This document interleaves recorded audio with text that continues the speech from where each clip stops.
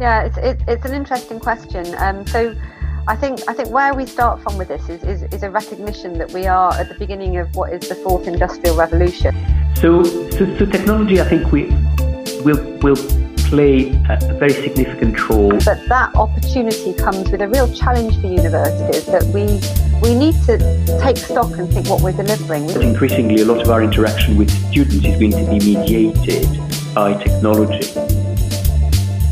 This podcast is sponsored by Salesforce.org. Salesforce.org is the dedicated team at Salesforce that delivers technology to non-profits, educational institutions and philanthropic organisations so they can connect with others and do more good. Salesforce.org empowers higher education with Education Cloud, a set of integrated solutions built on the world's #1 CRM, developed for the specific needs of the industry and in close collaboration with the community it represents. From building brand awareness, transforming the applicant experience, enhancing student services, building lifelong alumni relationships, or managing change and optimizing technology across the campus, Education Cloud supports institutions to drive student success and institutional success at scale. Learn how institutions are paving the way for the future of higher education and driving all kinds of innovations with Education Cloud by visiting the website salesforce.org/highered and exploring the higher education customer stories.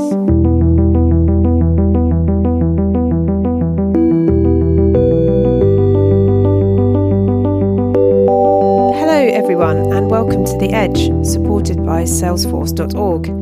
This series is all about new ways of doing things in higher education leadership. We'd love to hear from you. Tweet us using the hashtag EdTechEdge. We're back this week with an episode all about higher ed and tech in 2019 and beyond. In our final episode of 2019, we ask Vice-chancellors and presidents of universities what their top concerns were in 2019, what they see coming online in 2025 and beyond, and the role of technology in solving some of higher education's challenges. You'll hear about Brexit and international academic relations, university and perceived value, funding and mental health and wellbeing, and the online and physical campus. All of this week's guests look at society's big problems and think about how university combined with technology and human ingenuity is well placed to help. To kick us off, here is Jean-Noël Ezengard, Vice-Chancellor at the University of Roehampton.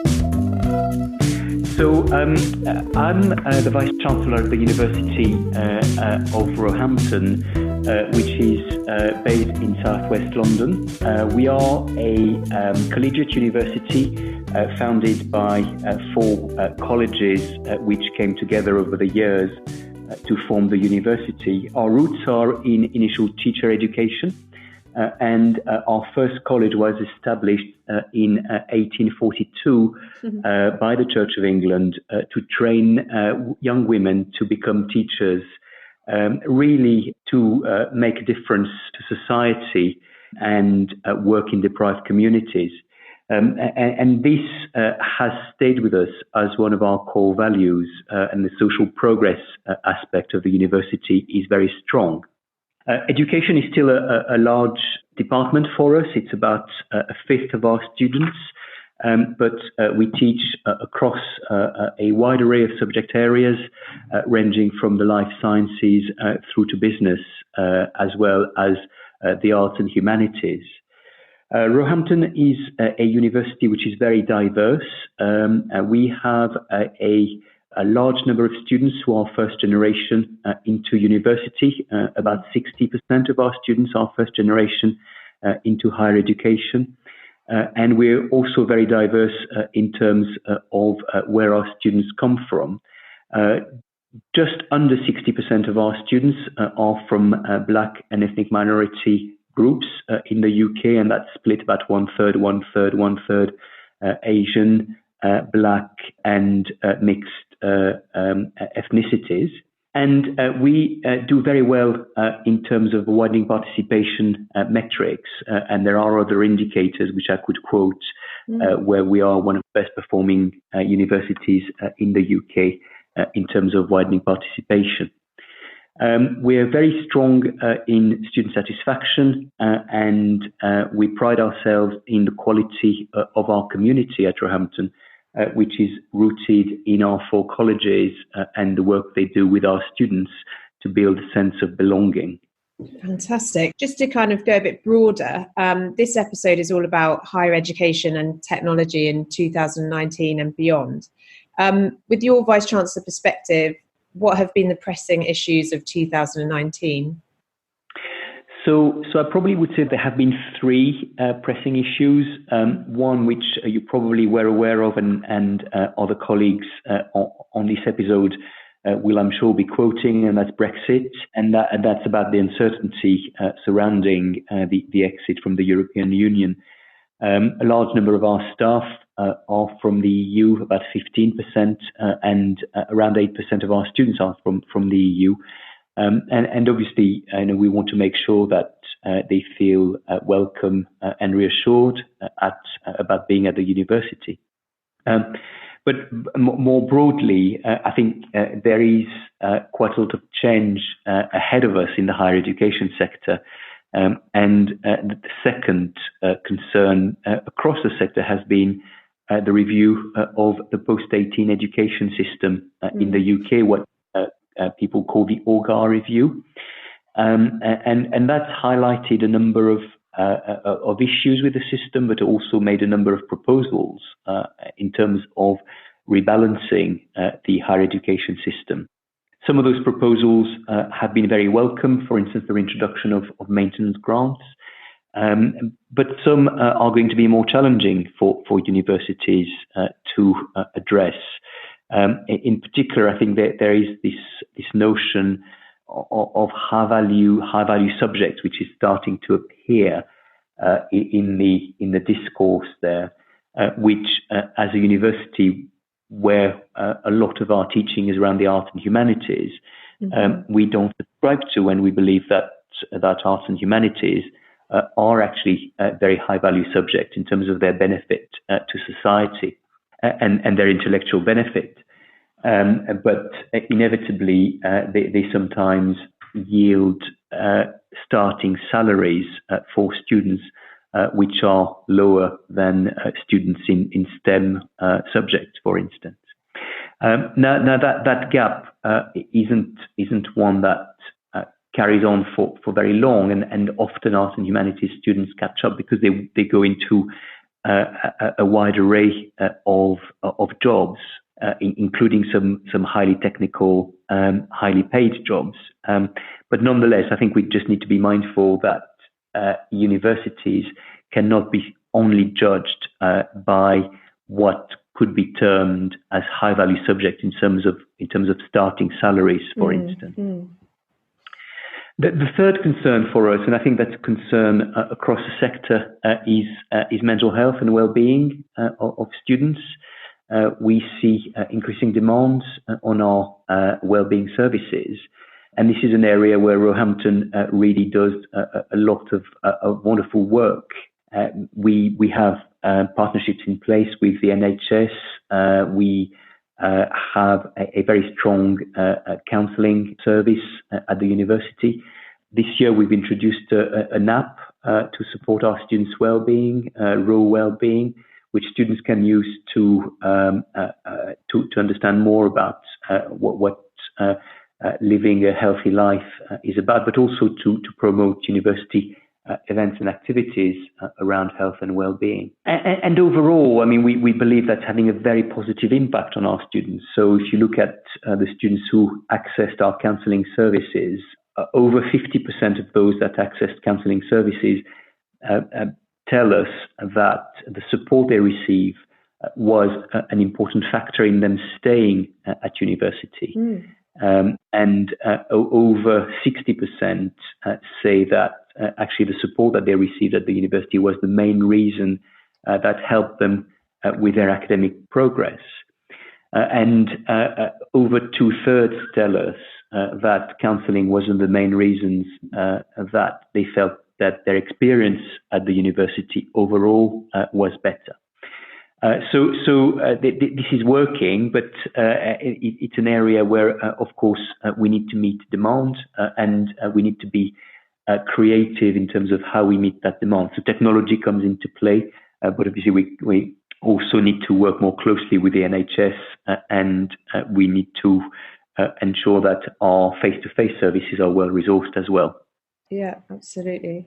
You alluded to it a little bit in your answers, but I just wondered what your thoughts were on the role of technology and what role that may have to play in any of the changes that are happening across higher education. So technology, I think will play a very significant role at two levels, and they're very different. The first one is how we deliver learning, teaching, and support services,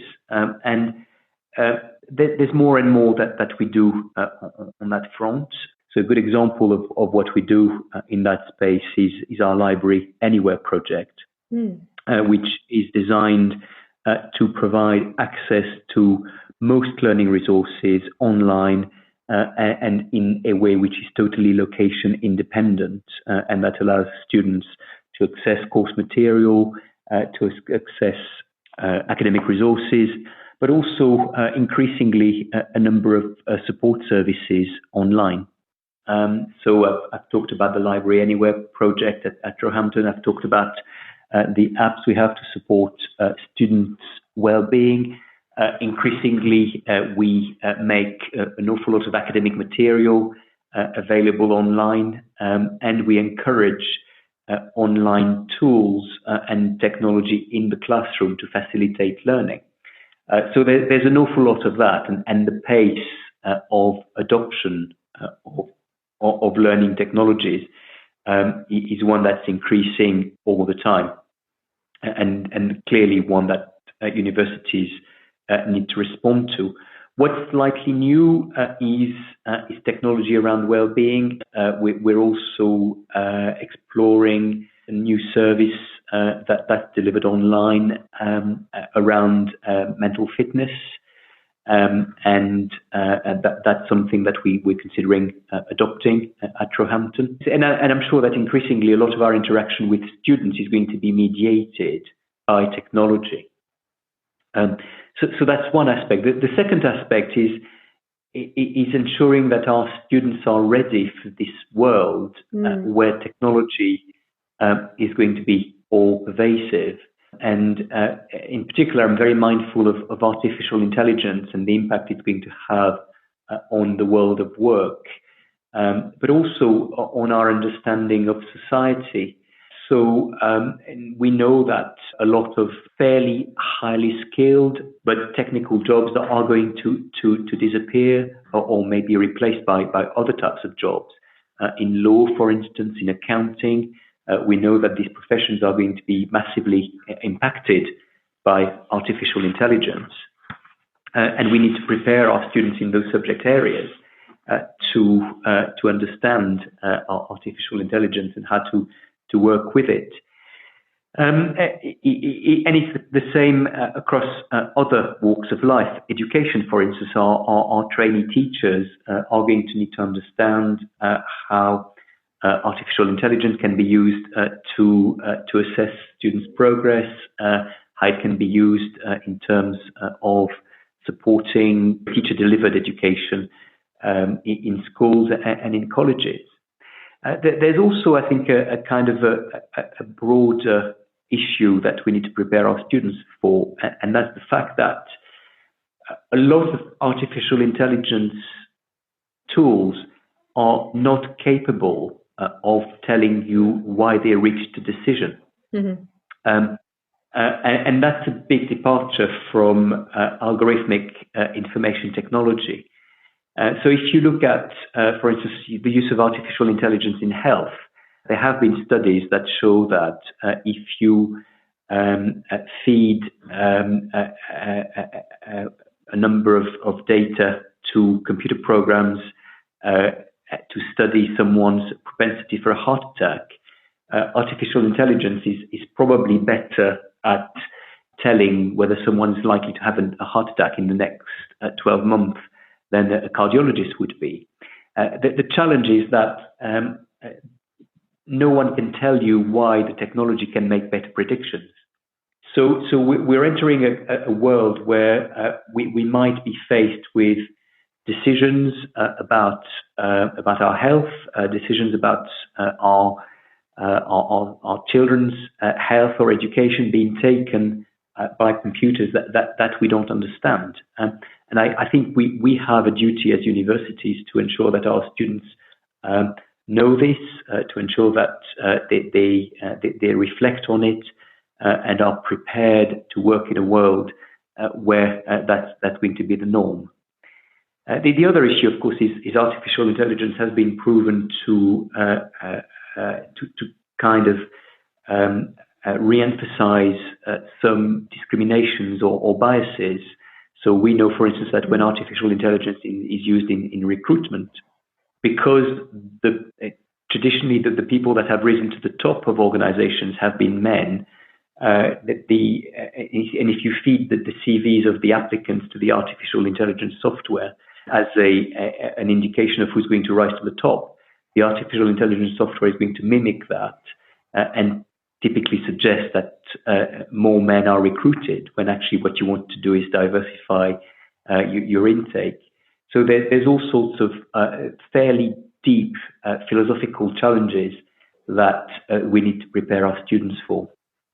Absolutely. It's quite a minefield out there. Last question, because I'm mindful of your time today. Going beyond 2019, what do you see will be the pressing concerns of Vice-chancellors if we're sort of looking at 2020 to 2025, say? And you've probably covered some of them in your last answer, but any others that would jump to mind? Yeah, so I would say,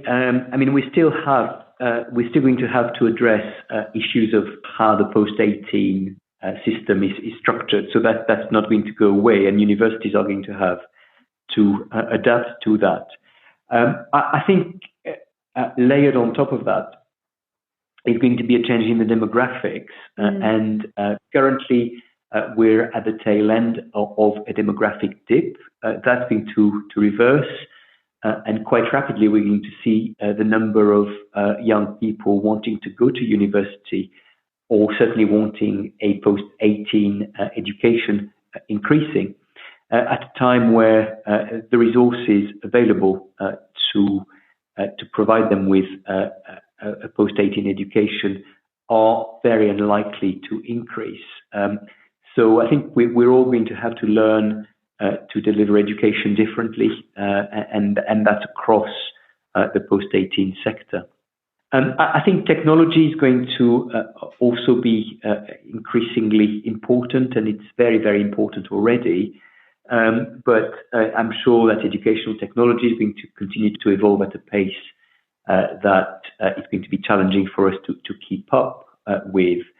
And it's not just the use of technology; it's also students' expectations. So just to give you an example, a lot of students now, when they want to learn how to apply makeup or do exercises, do that by watching YouTube and increase or even cook a recipe.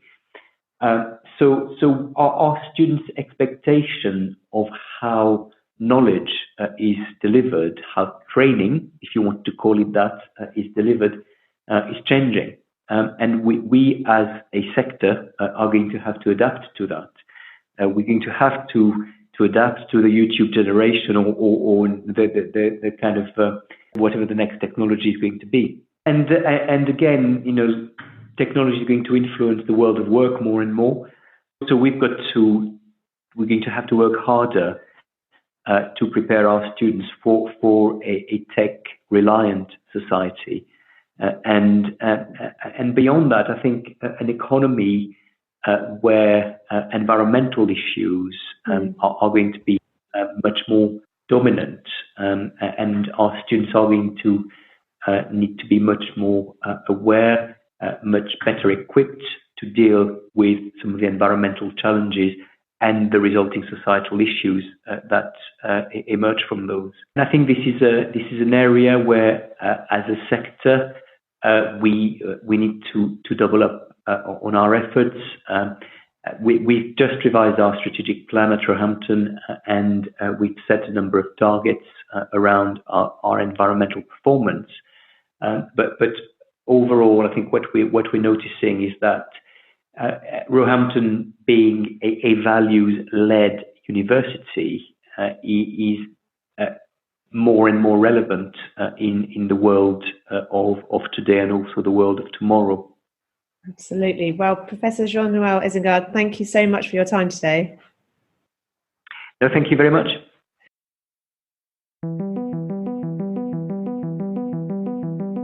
Another higher education leader doing things a bit differently is Rachel Gower, Director for the Digital Institute London, a brand new campus for Staffordshire University based in the Olympic Park and focusing on preparing graduates for digital careers of the future.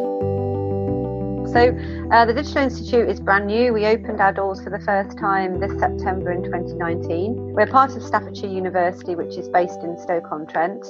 And the university has always been at the forefront of digital education, really groundbreaking in terms of one of the first universities to introduce things like games design some years ago. And also the first university in the UK to launch an esports degree. So with those credentials, we decided that now was a good time to expand and to move into the London campus, into the London market, mainly because a lot of the people that I was working with on the esports and the games design area were London-centric, but also to be part of and moving into the Here East Innovation Park. So that's based in Stratford on the Olympic Park. It was the building that was set up and launched for the Olympics. To house the broadcast and the media, but it's been redeveloped into an innovation park and is home to hundreds of new businesses, also other universities, and it's created this real vibe of innovation, education, all wrapped around industry focus, all designed around jobs of the future, which was our real focus. And so it's been a really exciting journey over the last 9 months while we've been building and opening up for the first time, and we're really happy to be part of that community. So, Rachel, with your perspective as Director of the Digital Institute and this exciting experience of setting up the new campus, from your point of view, what have been the pressing issues for the higher education sector in 2019? Yeah, it's an interesting question. So I think where we start from with this is a recognition that we are at the beginning of what is the fourth industrial revolution. And with all the developments in genetics, artificial intelligence, robotics, nanotechnology, it's a time for universities to take stock and think, actually, are the courses that we're delivering now equipping our students with the skills that they need for the jobs of the future? And there's never been change like it. So I think that this is a revolution. It's larger than anything we've ever seen. If we think about the impact of technology on all of our lives, from smart systems in homes and factories, to the rise of the sharing economy, where people will monetize everything from their empty house to their empty car, there are so many opportunities, but that opportunity comes with a real challenge for universities that we need to take stock and think what we're delivering. We need to think, are all of the courses that we have, are the skills that we're delivering to people actually relevant for people to be going into jobs in careers of the future? Because if you think about a university student starting, they're not going to be emerging from that course for 3 or 4 years afterwards, and the pace of change is actually quicker than that. So it's a real recognition that the challenges about delivering a subject are different now.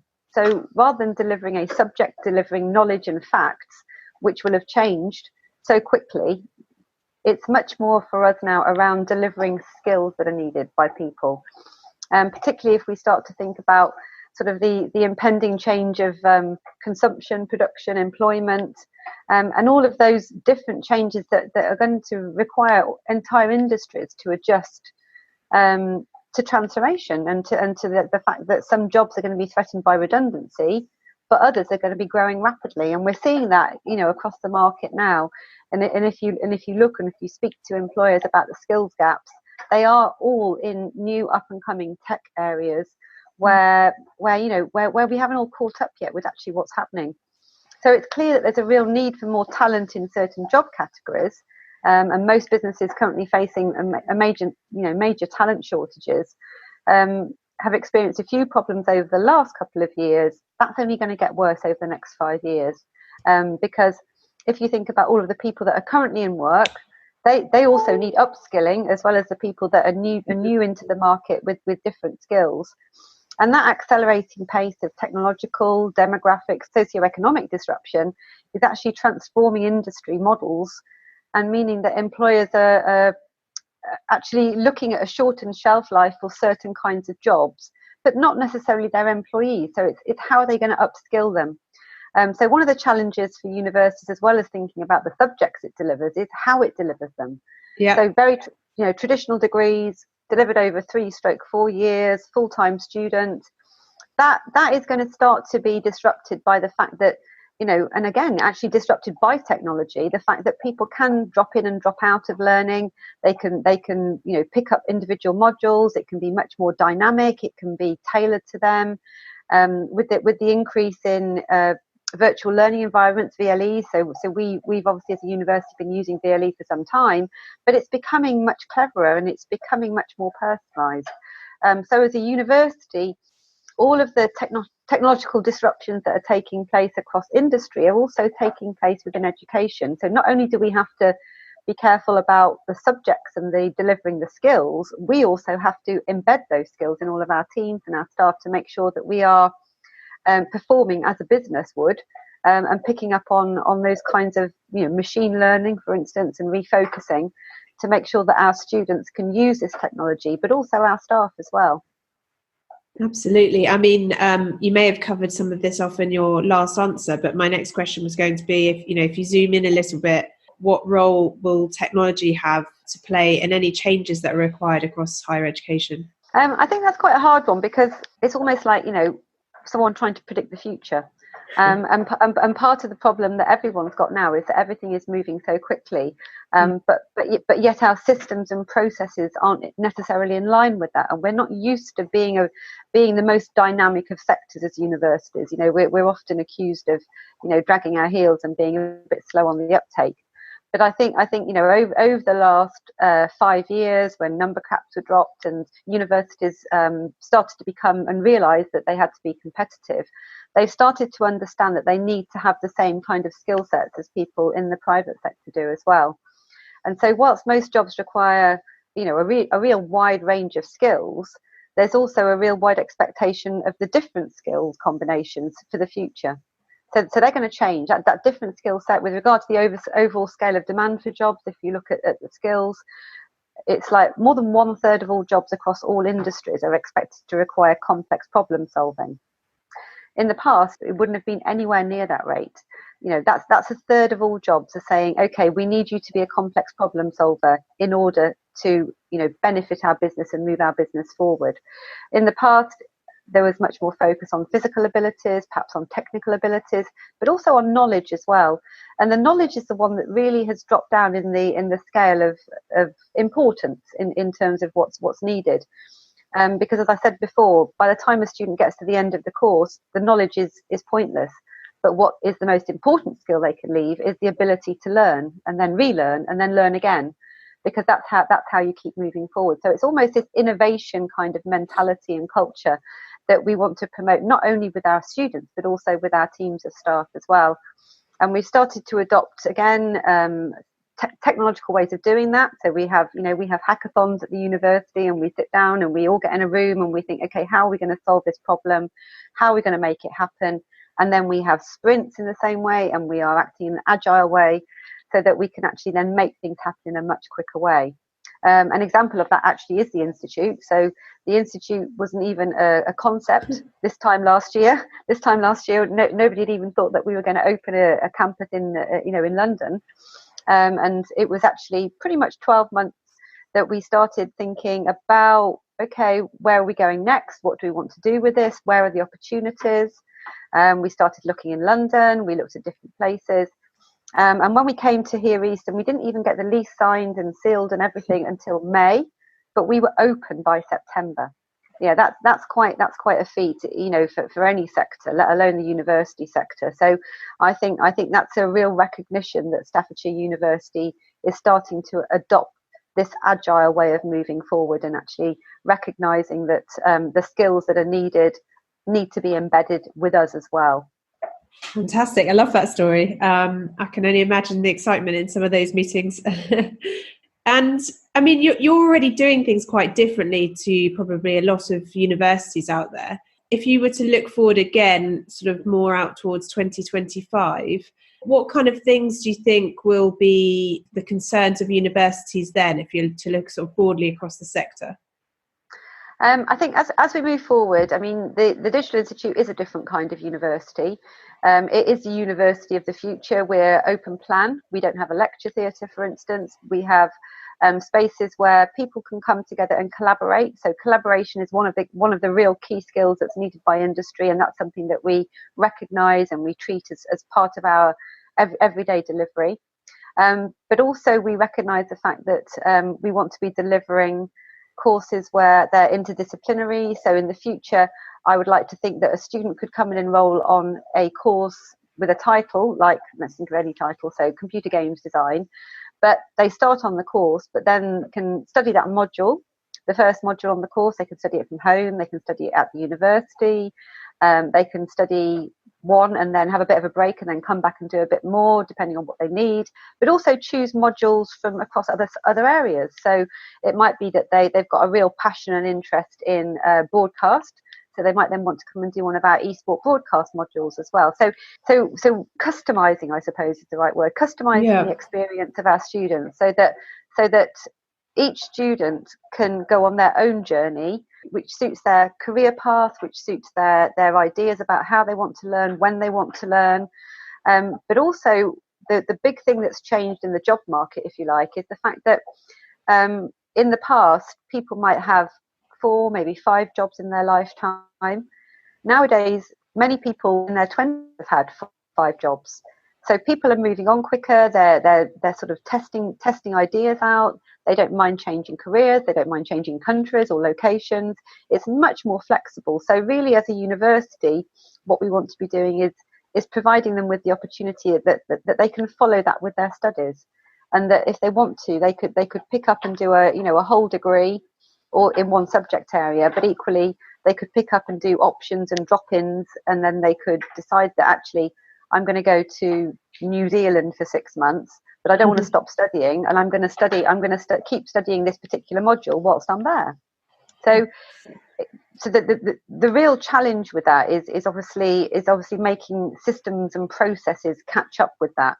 And everyone that's worked in and had experience of any kind of large scale business, the larger you get, the less agile you become. And it makes it really hard to make those quick decisions, quick wins, and it makes it increasingly hard to be customer focused. So a real big thing that we're working on at the moment at the university is around CX, so customer experience, and that fits in with a lot of industries as well. So we're looking at the increase of chatbots and machine learning and AI, and the university already has its own bot.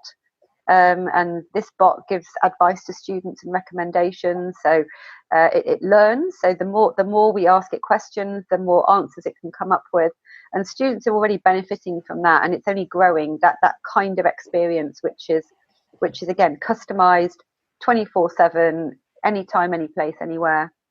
But also the bots are learning how to solve problems for people as well on a small scale. So moving forward, the real skills and the other social skills of persuasion, emotional intelligence, and teaching others, those are the ones that are going to be in high demand, because they're not the skills that can be replicated by robots in such a way. So we're making sure that we're starting to consider and build into our business plans how these disruptive changes are going to influence our budgets for the future, but most importantly, the student experience. Fantastic. So final question, what people, projects or resources inspire you in this space? So on this mad journey of developing the Institute, any other resources that you'd love to share with our listeners? So there have been lots of inspirational ideas, and I know when we started looking at how we wanted this to work, we we knew that the environment was a massive influence to how people learn, how people interact with their environment.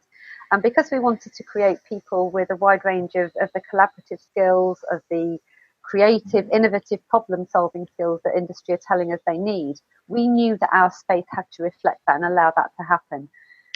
So creating a campus, if you like, which is, like I said, open plan. We visited, various other offices of companies. We really like the way that we work, the way that they've set up, and the fact that people can drop in, drop out. There's a community there that fits around it. So we use some of that kind of thinking. But we're also really inspired by a lot of the work that Google, Facebook, and all of these offices where you, as you walk in, you feel like you've entered another world and that you've stepped away from reality. And in this space, it's a space where you can make mistakes, you can come up with ideas. It's a safe space to try out things that might not work. Who cares if it doesn't work first time? Let's try something else. Let's do it again, and let's learn from that. And so the kind of space that we wanted to create was very much around that informal, open plan. We don't have any offices, so our staff don't sit apart from the students. We just all hot desk. We're all open, we're all available. We just all sit where we sit, and at break time we all just sit round in the big kitchen and have a chat about things, because it's that informal communication that is actually driving innovation. And that's something that people are missing when they're working in separate offices or in almost sometimes in these really big open plan offices where you're in your little cubicle shut away from the world. We wanted everything to be out in the open and for people to bounce ideas off each other.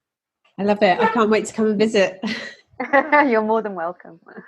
So Rachel, I think that's about it. So thank you very much for your time today, and really exciting to hear about it all developing. Great. Thanks very much. Thanks a lot, Rachel. Bye-bye. Bye. Josep A. Planell is the president at the Universitat Oberta de Catalunya, focused on lifelong learning, personalisation and student support using online and e-learning. Its students come from 134 countries internationally. Josep reflects on how the UOC began and the broader implications for universities generally as they grapple with the longer-term future. This recording took place at the Horizons event in Paris. Okay, fantastic. So I'm here with Josep Planell, president of UOC, or UOC, I think. WOC. Okay, brilliant. Josep, I saw you presenting earlier. I thought it was really interesting. You talked about the university being set up in the 90s and the sort of foundational question being, what could you enable through the use of technology at your university? And I just wondered if you could share with our listeners that kind of founding story and what WOC's all about. Well, yes. When the decision was taken to create a distance university in Catalonia, in Spain, obviously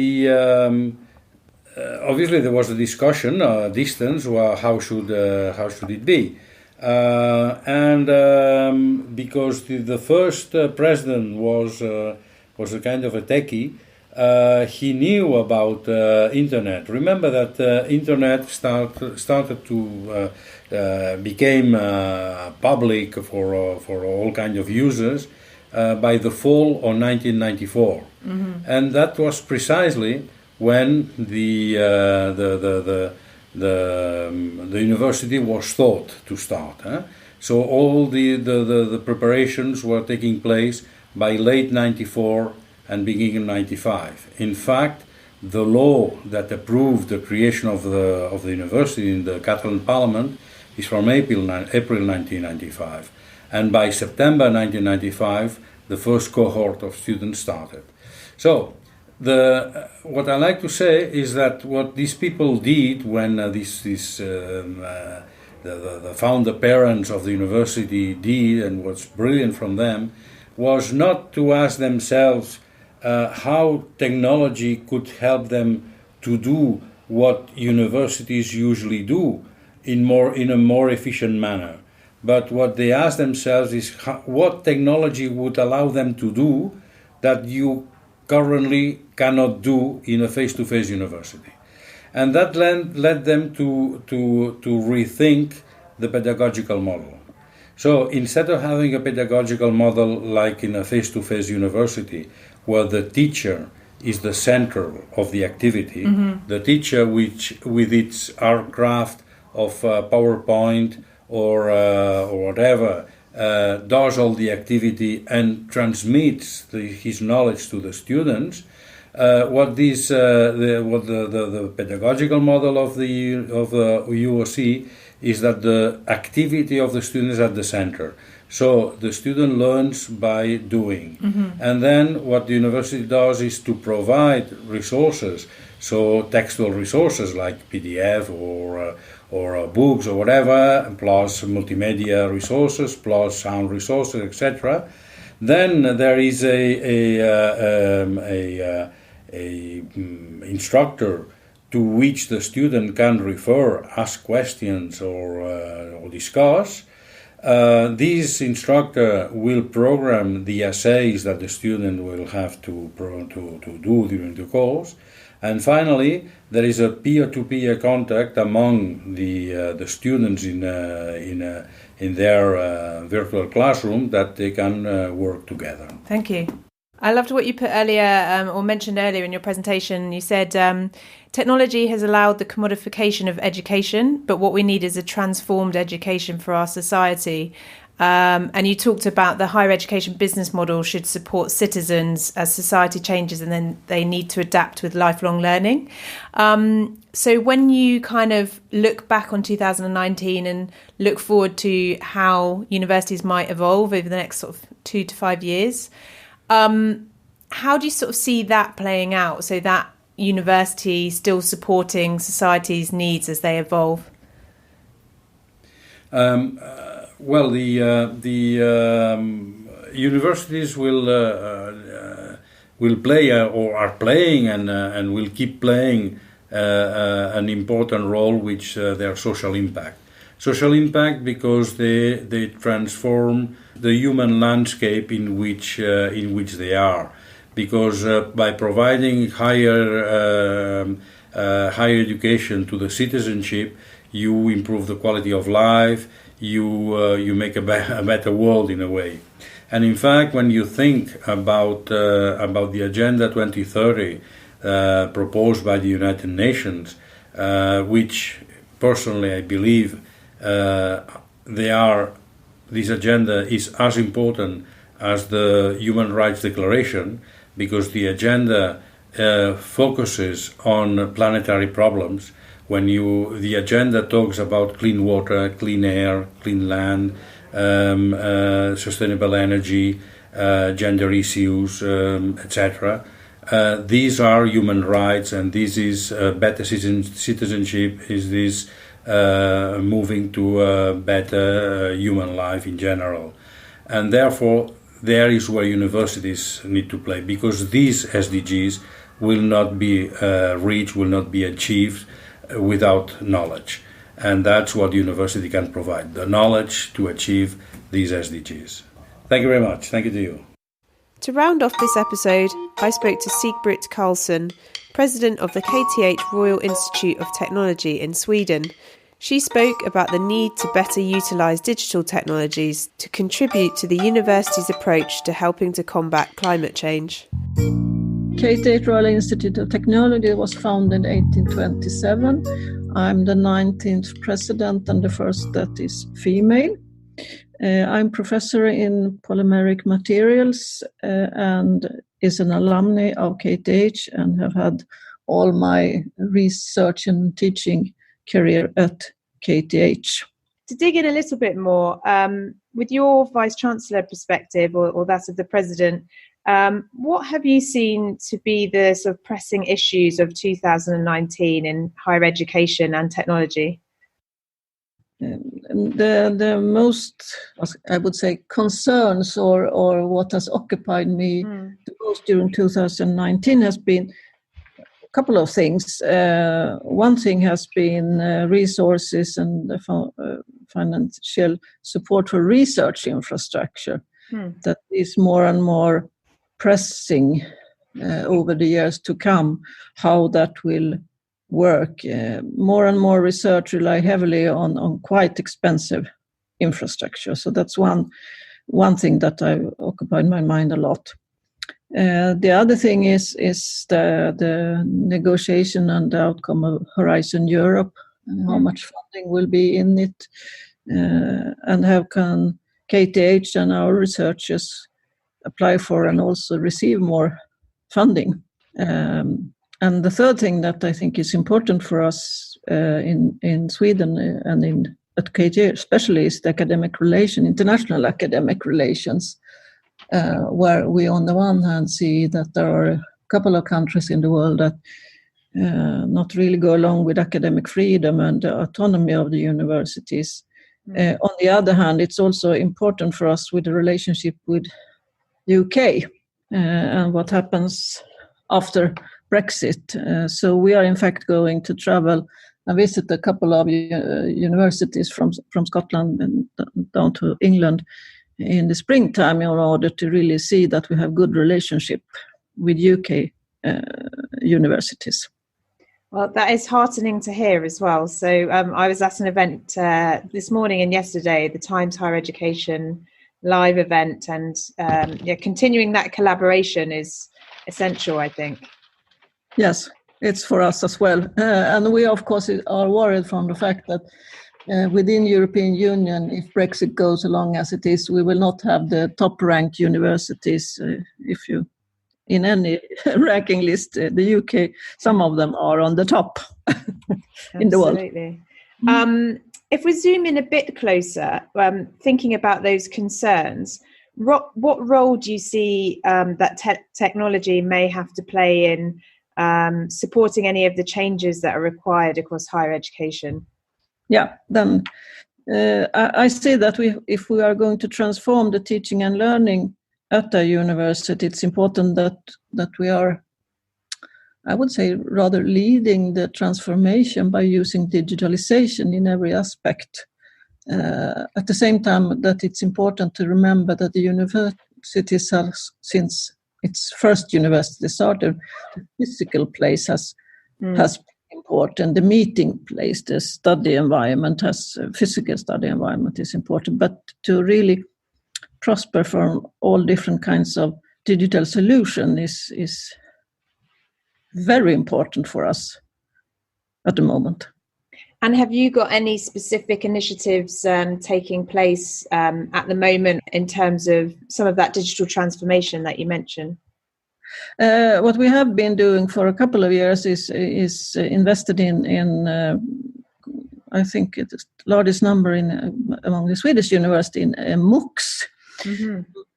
As a tool to learn how to make use of the digital solutions.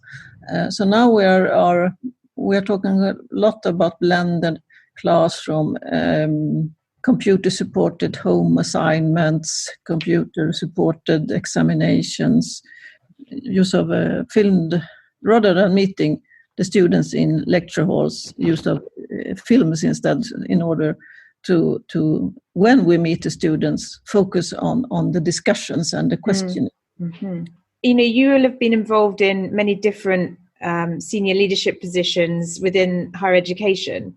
I wondered how you're seeing the role of president or vice-chancellor developing over time. So, whether it's being influenced by things that we see in business, for example, looking outside of the university, or how you're seeing the president role evolve. I've seen the president role evolve as much more demanding from the perspective that there are more external demands and expectations, but there is also more and more demand on controlling various aspects of what we do, which takes up a lot of time, not only for the president, but for all other people, researchers, administrators, etc. So that I've seen coming with time. At the same time that the resources is staying put at the same level. Mm-hmm. And we need more as president or vice chancellors to be out in society and in industry and explain and discuss, explain what we are doing and why we are doing in a certain way, and also discuss the expectation to have them more realistic. Mm-hmm. To help set the narrative a bit. Yes, absolutely, to do that. Mm. So just two more questions. One was, and this might be tiring to think of, but going beyond 2019 and thinking more out towards 2025, what you see in the long term as some of the concerns that you'll have to think about. And then the second one was thinking about whether you have any, books, people or projects that have inspired your way of thinking around this subject that you'd like to share with our listeners. Okay, what I see coming, and it's really important, is, at least in Sweden, we discuss about the climate impact that we have, universities' climate impact. So that's, I think, an issue that we need to discuss and ponder on how we do with that, because being international university means travel, or do we develop even better digital solutions, for example, and those things that we do that have an impact on climate. So we meet more and more students that are demanding in sustainable development, and they rightly should be.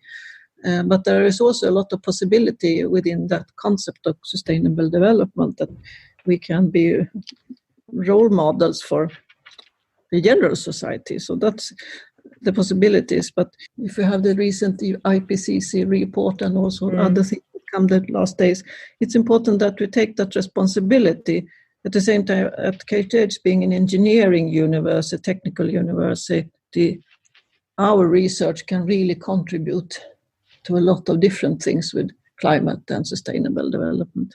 And books, I read a lot of this about how you develop new university, and I have one report, it's rather, that came quite a while ago, which has to do, it's a comparison between how we build old university that's been successful or old that is not as successful, and how we build totally new universities, and what's happening in some part of Asia is very interesting from that point of view. Well, we can always add that to our show notes. So I can maybe send you some examples of what I'm inspiring. I'm going to start to read. It's more for fun. This biological novelty. There was a president of MIT, a woman, the first woman, the only woman so far. She has written some interesting new books, which I am going to read over Christmas. Fantastic. That's what we all love when we have a bit of time off. Let's get a good book out. Yes, of course. Well, Sigrid, thank you so much for your time this afternoon. I truly appreciate that. And we look forward to sharing this with our listeners. Thank you.